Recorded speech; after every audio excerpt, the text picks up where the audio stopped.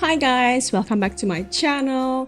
If you're new around here, my name is Beefy and I am a freelance illustrator who started this channel to vlog about their studio life. But today I thought we would do a little end of year video to wrap everything up into a neat little bow. So yeah, I've got my notes here and I've got my drinks.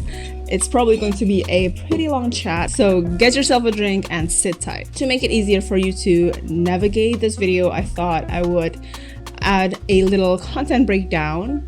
So first, just in case this is like the first video you've ever watched from me, I thought I would recap my whole professional life or professional progress throughout this crazy 2024, starting from how I became a freelance illustrator and what is going on in my professional life now. And then we're gonna get to the nitty-gritty, which is like the meat of the video, and I'm pretty sure this is probably why you clicked on this video in the first place, which is my income breakdown. We're gonna talk a bit more in detail about that one when we get to it. And then I'd like to also mention some milestones and highlights that may not be reflected in my income breakdown, but still feels significant to me. And last but not least, I would like to share my plan for 2025 and what I aim to reach or achieve in the coming year. Let's rewind it back down to 2023. So in 2023, I used to work as a full-time copywriter at like a creative agency, an advertising agency. And by November 2023, I decided to call it quits to pursue a freelance career as an illustrator. This is not exactly a surprising turn of events, I find, because everyone who knows me knows that I also do illustration, but usually just on the side. And I think I really wanted to pursue it full time, finally in 2023. And that's when I said goodbye to my full-time position at the office. And honestly, if I could turn back time, I think I'd like to not start at the end of the year, because it's kind of hard to, get your career going by the end of the year. Everyone's already wrapping up and you're just opening up. It doesn't really add up for me.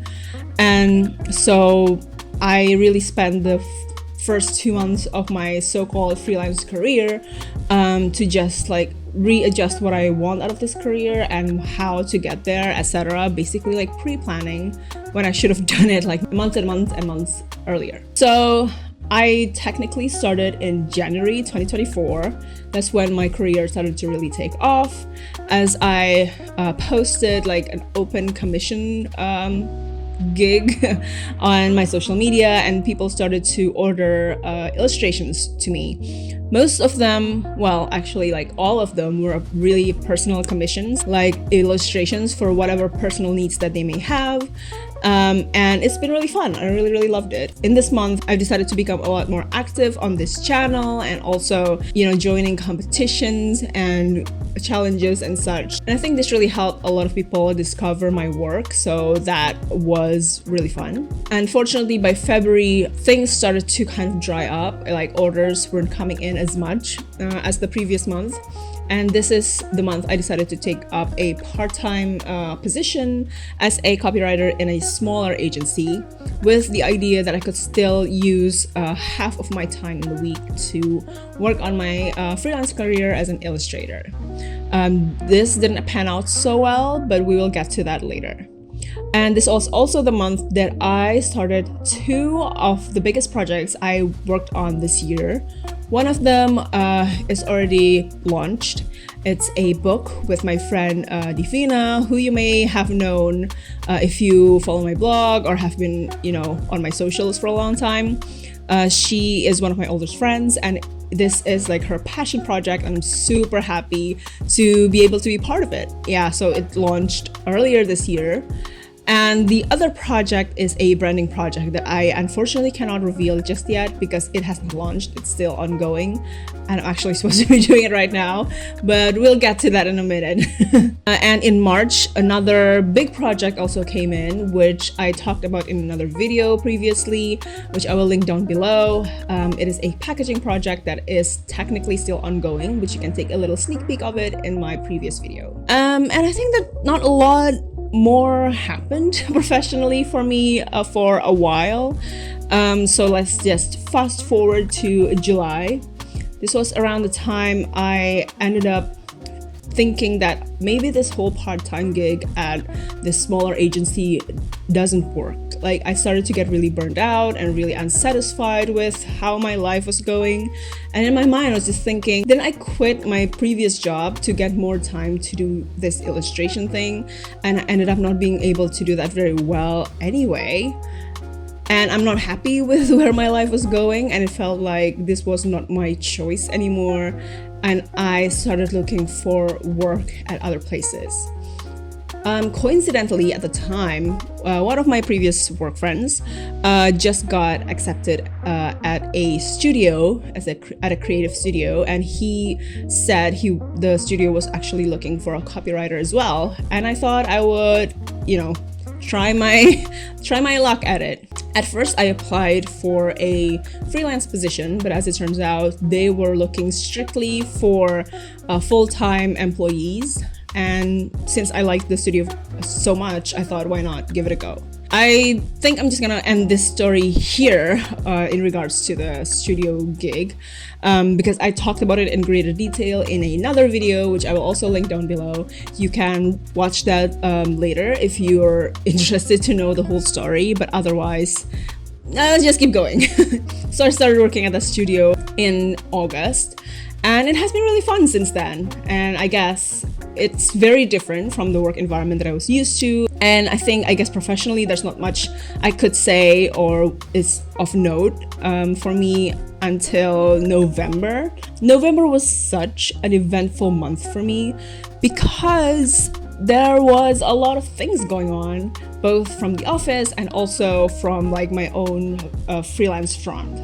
November started with a brand event organized by the studio that I work at, and it was really a lot of fun. It was my first experience at an on-ground activation project. It was pretty stressful towards the end, but also such a memorable experience for me. It was also the event that gave me the chance to introduce my boyfriend to a lot of my coworkers, and I really love that. And also, this was the month that I got offered my first video collaboration by Pakora. I will link the video to that down below if you haven't watched it. It was also like a really fun project to do. I took some time and care to develop the kind of video that I thought would be perfect for this brand. And then this was also the month that I somehow got offered to exhibit my work at an exhibition by IJRS, which is a local nonprofit organization that deals with justice for women. It was a really fun project, and unfortunately I couldn't attend the exhibition myself because it was on the same weekend as Joyland, which is a music festival that I have always gone to. But I do have some recap of the exhibition in the link down below if you want to check that out. And that's it. December gave me a chance to kind of wind down a little bit. Technically, work at the office became even crazier actually because, well, the holidays are coming up and there's still a lot to be done. We kind of had to make up for lost time basically. But freelance wise, I was able to really slow down and just reflect on the things that have been going on this year. And I guess this is the fruit of that. So that's where we're at for my professional life. Okay, on to the next part. I'm sure you're really waiting for the income breakdown. What is it exactly? What should I know about this? But technically, you don't have to know. I always make videos like this to kind of become an inspiration for people who may think about taking the path that I took, which is from office job to freelance, almost cold turkey, and with very little preparation, if not nothing at all. And I thought I would like to show you the reality of it. Hi, Editing Beefy here. I forgot to mention that this video was fully inspired by Hannah Witten. She's been sharing her income streams for several years now, I think from like 2018 or something. Her video is so knowledgeable in terms of freelancing and what you can do for your income. I highly recommend her video. I will link one of them down below, but you can check out more from her own channel. Thank you. I'm not gonna really dive into the nominal of it. I'm not going to tell you exactly how much I earn, but I'm just going to give you the percentage of how much I earn from different income streams. So I have categorized all my income into different categories. Here's my note for that. Let me open that just a second. So basically there are 4 income streams that I have accumulated over the past year. There's commissions, product sales, secondhand sales, and office salary. Technically, secondhand sales is not a professional choice, but I want to include it here because I did sell a lot of used items this year. Let's look at the pie chart. I have created a pie chart here because I want you to have the visuals of it, obviously. As you can see, office salary still leads with 85.24%. I mean, there's no surprise there. What surprised me a great deal actually is that commissions took up 12.86%, which is a lot more than I thought was possible. And then product sales take up 1.12%, which is really nice since I didn't really make new products this year. The fact that the sales kept on going is pretty insane. And then for secondhand sales, it's less than 1% actually, but still less than 1%, but close enough to 1% is pretty wild for secondhand sales in a year for me. So from this income breakdown, let's focus on the freelance side of it. Let's talk about the commissions. So this year I took on 10 projects technically. Those are illustration, branding, packaging, and editorial. I took on 6 illustration projects, 1 branding project, 2 packaging projects, and 1 editorial project. However, out of all these projects, the most high earning is actually editorial with 36.29%. And then the next one is packaging with 27.13%. And then illustrations with 25.59%, and then branding with 11%. So even though I took up more illustration projects, 1 editorial project could basically win over the entire illustration project, which is fun. But yeah, that's like something that I could consider. Maybe I would take on more editorial projects in the future. If any of you guys would love for me to design your books or lay out your books, I would be happy to. Just contact me. And also for packaging as well, I had a lot of fun actually doing packagings. Most of my packagings are definitely illustration based, so if you're expecting that kind of packaging, please feel free to contact me. As for illustration, even though it doesn't really compute to the monetary side of it, I really enjoyed it for being able to explore my illustration style and my ability to create composition in an illustration, which I think I have kind of forgotten in a long while. So it's a great way to explore. Again, if you love illustration, if you want illustrations made for you, whether for personal use or otherwise, please feel free to contact me. And as for branding, I don't really know if I love a branding project because, well, it is a whole lot more complicated for me.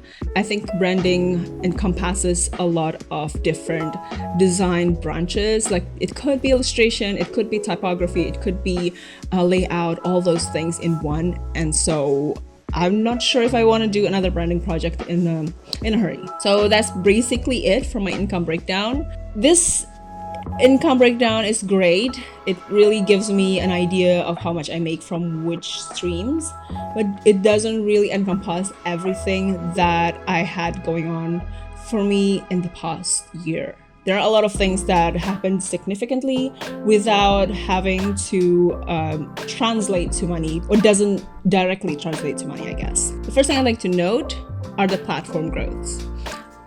You might notice that I've been uploading on YouTube very regularly, and also to my website. If you've never gone to my website, there's a link down below. There are blogs that you can read, and you can see a lot of my works as well. First, I'd like to talk about YouTube growths.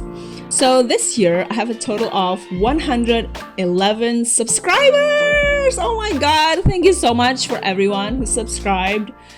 It has meant so much for me. And apparently that is 48 more subscribers than I had last year, which is insane. I didn't expect to, cross the 100 subscriber threshold so early. I mean, in a year, I didn't expect that at all. But if you enjoy my videos, thank you so much for watching and for being here and for subscribing and for coming back. Oh my god, you don't know how much that means to me. It means a great deal. It means a lot. As for the views, there are a total of 2,447 views. It is possible that there are more views as we speak because I took this data quite a while back. But that's already a lot. That's already like 161% more than the previous year, which is insane. Complete insanity. And then there's also website growth, which I feel is even more exponential this year than ever. There are now 3.8 thousand active users on my website. I guess these are people who have come to my website in general. And that's already 160% more than 2023, which I'm not entirely sure what that means, but I guess a lot more people are reading my blog, which is great. I love that. And then there are 3,700 new users, which is 216% more than last year, which is insane. And what is even more insane for me is the geography of my readers, which I wouldn't have expected. If you can guess where number one comes from, anyone? Write in the comment. Okay, it is actually from Poland. Polish people. A number of 1,100 Polish users, or users from Poland, have come to my blog, come to my website. Thank you so much, Poland. I didn't expect it from you. And afterwards, there's Australia, which I guess is understandable since we're neighbors. I guess it will reach them easier. And Indonesia, of course, a lot of my friends probably. And then the United States, which is actually a very close fourth following Indonesia. Didn't expect that very much, but thank you so much for reading my blog.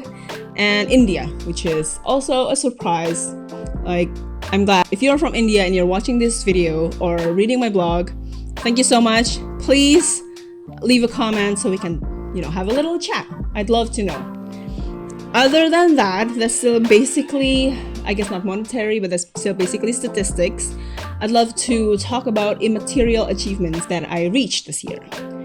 First of all, the invitation to the exhibition that I told you about in November. That's the Sheila Bra Exhibition by IJRS. I will link the blog talking about that down below.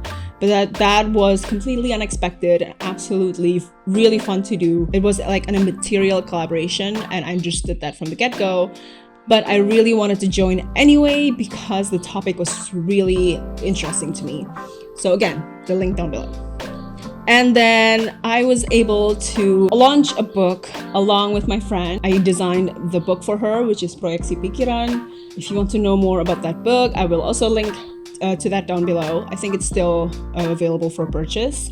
Oh, the sponsorship with Pakora was really a lot of fun. Technically, it was an affiliate collaboration, so there's no direct income from that as of yet. But I did really enjoy the process. It was really a lot of fun getting back and forth with Chloe from Pakora. Hi, Chloe. And also to make the video itself and to have your reaction to the video. It was amazing. So I guess that's how my 2024 has been. It has been a lot of fun. It wasn't always easy. I feel like the months that I skipped from my recap were filled mostly with me worrying about money and worrying about whether or not people are going to know me, if I'm really going to be an illustrator that I want, and then changing lanes to going back full time, how that affects me and all that fun jazz. And I guess now it's only like a few days away to 2025. I have a lot of expectations for 2025. Well, not really. But I do have some big plans for the next year. So let's talk goals, shall we? So my first goal, I'd love to make my office salary only 50% to my entire earnings. That's not to say to reduce my salary. If my boss is watching, that's not what I meant. That's not what I meant. What I meant is that I would love to have my other income streams be more active and contribute more to my entire earnings. So 50% of my office salary, but with other parts growing. And also, I'd like to design a merchandise line and maybe sell them at art markets. It can be something as small as like stickers, which are really easy to design and print, but I can maybe even go for something like t-shirts or mugs or what have you. But yeah, that's kind of what I want. And then I still have my Take It Slow book. If you don't know, I published a book on slow fashion in Indonesia in 2021, and I technically still have a lot of stock left here at home with me. I have been sending them to bookstores across the country. Unfortunately, the book is in Indonesian, so I cannot, sell it internationally. But I would love to sell out all the stocks that I have, and that's it. I think this is the only edition that I'm going to print. After this is gone, I'm not going to print anymore. But I'd love to sell out next year. And grow my Patreon. That's also very important to me. If you don't know, I have a Patreon where I share like early access to this video and downloadables and sneak peeks, whatever, over there. I'd love to take a look back at my Patreon and see exactly what I want, because I've been doing it for several months now. I think I have a better grip of it. I want to find my rhythm with my Patreon, how I can deliver everything that I promise, and whether or not I should maybe make less to create other content. I don't know, but I definitely want to find out how my Patreon should work. So if you're already over there, thank you so much for being part of my patrons. You have really given me more than just your time, but also motivation to do this, to keep doing what I'm doing right now. And I hope you enjoyed everything that I've ever given you there. So as I've mentioned earlier, I really love when I did personal illustration commissions for people. Monetarily may not pay off as big as bigger projects, but I do have a lot of fun being able to do all these illustrations for other people, and I definitely want to do more of that in 2025. So I'm going to open personal commissions again next year. So be on the lookout for that. Yeah, I guess that's it. My plan and my goals for 2025 as well. I don't know. I'm just really happy to be here. I'm glad that people are watching my video and that people seem to like my video. If you do like this video, if you do feel like this video has given you something, I'd really love to chat. So please leave some comments. Even just like a one-word chat would be great. And I guess if we don't see each other again this year, which we probably won't, happy holidays and happy new year. I'll see you in 2025. Bye!